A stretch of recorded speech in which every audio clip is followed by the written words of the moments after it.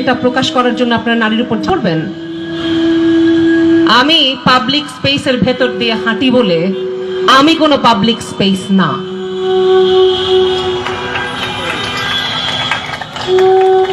আমার শরীর কোনো পাবলিক স্পেস না। আমার শরীর আমার, আমার সিদ্ধান্ত আমার। এই যে শরীরটা নিয়ে আমি আপনাদের সামনে দাঁড়িয়ে আছি না, ছোটবেলা থেকে দেখেছি জানেন, এই শরীর নিয়ে আমার কোনো অস্বস্তি নেই, কিন্তু আপনাদের আছে। আমার এই শরীর নিয়ে কোনো অস্বস্তি নেই, আমার স্বস্তি আছে। কারণ পৃথিবীতে একমাত্র আমি যে শরীরের ভেতর আর একটা শরীর বড় করতে পারি। আমার স্বস্তি আছে কারণ পৃথিবীতে একমাত্র আমি যে আর একটা মানুষের জন্ম দিতে পারি। আপনার মতো নষ্ট পচা গলা এক ছেলের জন্ম আমি দিতে পারি। এই শরীরের দায় আমার না।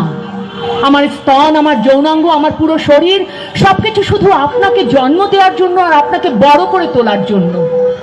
আর সেই আপনি জন্ম নিয়ে মায়ের বুকের দুধ খেয়ে বড় হয়ে আর এক মায়ের শরীর খুবলে খেতে চান, 3 বছরের এক শিশুকে ধর্ষণ করতে চান।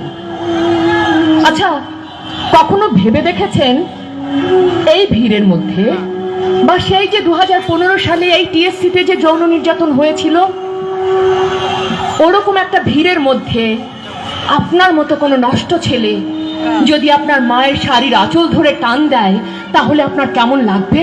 তাই দাঁড়াও, একজন ধর্ষক, যৌন নিপীড়ক আমাকে নিপীড়ন করেছে বলে তার মা বোনকে নিপীড়ন তো আমি চাইতে পারি না। কিন্তু অন্য যারা ভিড়ের মধ্যে চুপচাপ লুকিয়ে চুরিয়ে দেখে এবং মাথার মধ্যে যৌনানুভূতি নিয়ে বাড়ি ফেরে, ভিড় বছর পহেলা বৈশাখে এই টিএসসিতে যদি আপনার 7 বছরের শিশুটির ওড়না ধরে আপনার মতো কোনো নষ্ট ছেলে টান দেয়, ঠিক সেদিন যেভাবে মাথার মধ্যে যৌনানুভূতি নিয়ে বাড়ি ফিরেছিলেন, মগজের মধ্যে যে সুরসুরি অনুভব করেছিলেন, একই রকম সুরসুরি অনুভব করবেন তো? কোন রকম প্রতিবাদ করবেন না নিশ্চয়ই, কিন্তু আমরা করব, বারবার প্রতিবাদ করব। আমি শাড়ি পরে দেখেছি, আমাকে সুন্দর লাগে। আমি সালোয়ার কামিজ পরে দেখেছি, আমাকে মানিয়ে যায়। প্যান্ট শার্টে আমার দারুণ আরাম হয় কাজে। এই ওড়নাটা আমার জন্য একটা বাধা। আমি এটা পড়তে চাই না। পড়ি কেবল আপনার জন্য, আপনার জন্য, আপনার জন্য, আপনাদের জন্য। আমি বোরখা পরেও দেখেছি, আপনারা তার মধ্যে থেকেও টেনে টুনে বের করে আনতে চান আমার শরীরটাকে। আমার শরীর যেন মাংস পিণ্ড ছাড়া আপনার কাছে কখনো কিছু ছিলই না, কখনো কিছু হবেও না।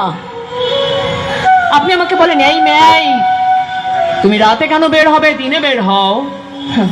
আমি দিনে বেরিয়ে দেখেছি, আমি দুপুরে বেরিয়ে দেখেছি, আমি বিকেলে বেরিয়ে দেখেছি। আপনি কিন্তু আমাকে কখনো ছাড়েননি। বাসের মধ্যে, ট্রেনের মধ্যে, ফুটপাতে, ওভারব্রিজে আপনি আমাকে কোথাও ছেড়ে দেননি। আপনি আমার টিপ নিয়ে কথা বলেছেন, আমার চুল নিয়ে কথা বলেছেন, আমার স্তন নিয়ে কথা বলেছেন, এমনকি আমার হাঁটা নিয়েও আপনি কথা বলেছেন। এই গোটা আমিটাই আপনার জন্য একটা সমস্যা। আমি শিক্ষিত হই কি অশিক্ষিত, আমি উচ্চবিত্ত কি নিম্নবিত্ত কি মধ্যবিত্ত কি শিশু কি কিশোরী কি বৃদ্ধ, আপনার কিন্তু কিছুতে কিছু যায় আসেনি। আপনার পরিচয় আপনি দিয়েছেন, আপনি শুধুমাত্র একজন পুরুষ।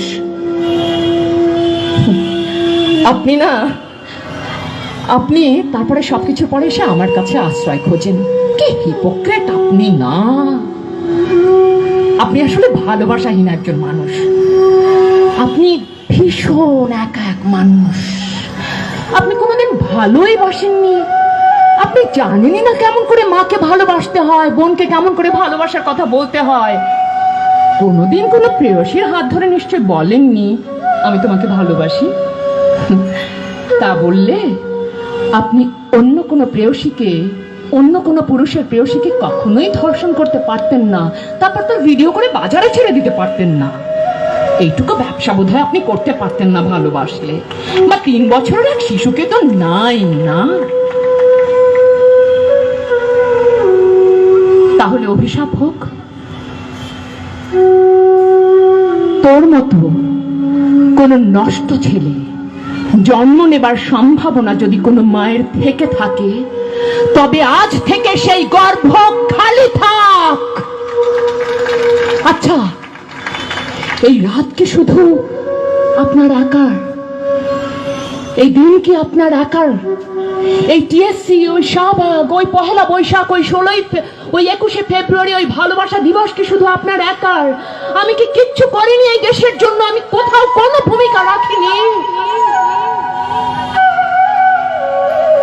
তবে সেই অভিশাপ থাক। আজ থেকে সব মায়ের গর্ভ তবে খালি থাক। ভাই, আমাকে দেখতে সুন্দর লাগে? শাড়ি পরলে আমার আঁচলের ফাঁক দিয়ে পেট দেখতে ইচ্ছা করে, চিমটি দিতে ইচ্ছা করে, খামচি দিতে ইচ্ছে করে, রেপ করে ছেড়ে দিতে ইচ্ছা করে। কথা বলছি মুখ দিয়ে, বুকে কি? হ্যাঁ, কি বুকে কি? আমি শাড়ি পরে থাকি, সেলোয়ার কামিজ পরে থাকি, শার্ট প্যান্ট টি শার্ট পরে থাকি, কিচ্ছু পরে না থাকি। আমার শরীরে আমার সম্মতি ব্যতি রেখে হাত দিয়ে স্পর্শ করার অধিকার কারো নাই।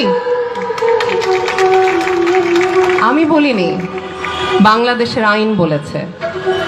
বলেছে কোন নারী, শিশু, পুরুষ, হিজড়া কাউকে তার সম্মতি ব্যতি রেখে কোনো যৌন উদ্দেশ্য নিয়ে অবৈধভাবে তার শরীর স্পর্শ করা, তাকে কোনো বস্তু দেখানো, উক্তি করা, এমনকি তার শরীর স্পর্শ করা, সবটাই যৌন নিপীড়ন। শাস্তি কি? সর্বোচ্চ 10 বছর এবং সর্বনিম্ন 3 বছরের সাজা। আর তাকে ধর্ষণ করা যৌন নিপীড়নের চাইতেও অনেক বড় অপরাধ। এই গল্পটা হয়তো আমার, হয়তো রুমার, হয়তো ইতির, হয়তো গীতির, হয়তো সুপ্তির, হয়তো সুপ্রিয়ার। গল্পটা আসলে লক্ষ লক্ষ মেয়ের। এই গল্পগুলো আজকে আমি দুটো গল্প বলবো আপনাদেরকে। খুব ছোট্ট একটা মেয়ে, 9 বছর বয়স, গিয়েছিল বাণিজ্য মেলায় বোনের সাথে। একটা প্যাভিলিয়নে ঢোকার সময় দেখলাম অনেক ভিড়। ভাবলাম যাই না, দেখি ওখানে কি হচ্ছে। আমি আমার বোনের সাথে লাফাতে লাফাতে সেই প্যাভিলিয়নের সামনে চলে গেলাম। আমার বোন আমার পিছনে, আমি সামনে, অনেক লম্বা লাইনে দাঁড়িয়ে আছি। হঠাৎ আমার বোন আমাকে বললো, এই তুই একটু পেছনে যা তো। আমি তো বুঝিনি কেন পেছনে যেতে বললো। পেছনে যাওয়ার পর মুহূর্তেই আমি বুঝতে পারলাম কেন আমার বোন আমাকে পেছনে যেতে বললো। ও ভেবেছিল আমি ছোট, তাই ওর পেছনে থাকা ওই লোকটা আমাকে কিছু করবে না।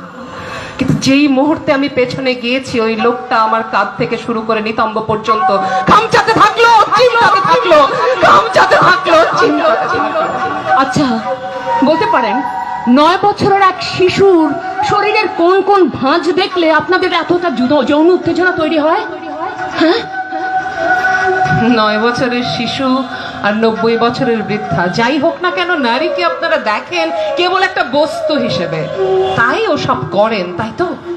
একটা মেয়ে, বছর 15 বয়স, চিপচিপে লম্বা, খুব বুদ্ধি ওর মাথায়, সব প্রশ্নের উত্তর জানে, সব পরীক্ষায় ফার্স্ট হয়, সবাইকে খালি প্রশ্ন করে কেন কেন কেন কেন কেন। সবার ভালো লাগে না তো। একদিন সুবোধবাবু স্যারের ক্লাস শেষ করে বাসায় ফেরার সময় সিঁড়ি দিয়ে নামছিলাম, ঠিক এই সময় একজন, সেই রকম একজন সামনে এসে ঝাঁপিয়ে পড়ে। প্রথমে গায়ে হাত দেয়, বুকে, নিতম্বে, তারপর চুমু খেতে গেলে মুখটা সরিয়ে নিতে ঠাস করে একটা চর। এই চর এই জীবনে কোনোদিন আমি ভুলে যাব। এই গল্পগুলো আমাদের সবার, বৃতার, তিশার, তনুর, নিপার, দীপার, লক্ষ লক্ষ নারীর, কোটি কোটি নারীর। আমাদের জীবনের শুরু থেকে মৃত্যু পর্যন্ত এই দেশের রাস্তাঘাটে চলতে ফিরতে যে পরিমাণ যৌন নিপীড়নের শিকার আমরা হই, তার 1000 ভাগের 1 ভাগ যদি নারীরা পুরুষের বিরুদ্ধে করত, আমাদের প্রতিদিন আপনারা রাস্তায় ফেলে ধর্ষণ করতেন। Shame, shame, shame. আমরা তা করি না। কেন জানেন? কারণ আমরা মানুষ। আমরা মানুষের শক্তিতে বিশ্বাস করি, সমতার, সম অধিকারের শক্তিতে বিশ্বাস করি। আমরা কারো মা বোন হওয়ার দাবি নিয়ে আসিনি, আমরা সম অধিকারের দাবি নিয়ে এসেছি, সহ নাগরিকের অধিকারের দাবি নিয়ে এসেছি। যদি আপনারা যারা 1253 সালে আছেন, আমাদের সাথে আসতে না পারেন তাহলে তাড়াতাড়ি আসার চেষ্টা করেন, দৌড়ান, টাইম মেশিন নেন, আর না হলে একটা আপগ্রেড ইনস্টল করেন ভাই, আপগ্রেড। নারীদেরকে বাইরে আর রাখতে পারবেন না, তাদেরকে দোলে পিষে পায়ের তলায় আর রাখতে পারবেন না। যেখানে যখন নিপীড়ন হবে, ধর্ষণ হবে, সেখানে তখন কি হবে? প্রতিবাদ হবে না, আর প্রতিবাদ হবে না তো, এখন প্রতিরোধ হবে, প্রতিরোধ। যারা আছেন হাত তুলেন, বলেন প্রতিরোধ হবে কিনা? প্রতিরোধ হবে, প্রতিরোধ।